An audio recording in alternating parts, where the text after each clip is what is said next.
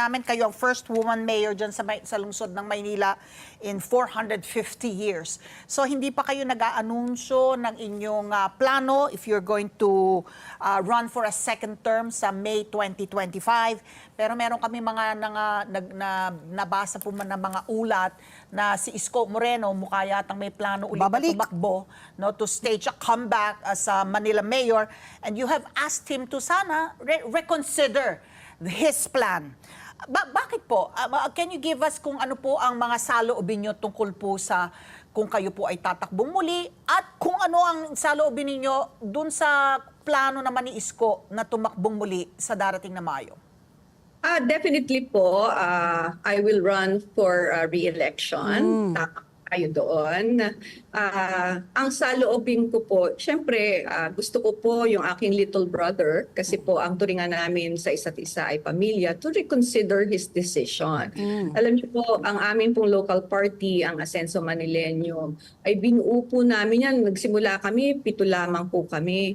At nabuo po namin yung buong partido namin na magkakasama. At itinuring po namin ang isa't isa bilang pamilya. Kaya it is very unfortunate na kung magdedesisyon siya na itutuloy niya po na lumaban po dahil marami po talagang nalungkot dahil kaya nga nasabi namin, wala naman po kami hindi napagkasunduan. Lahat naman po ng mga pangarap namin, iisa lang ang tungo for a magnificent Manila.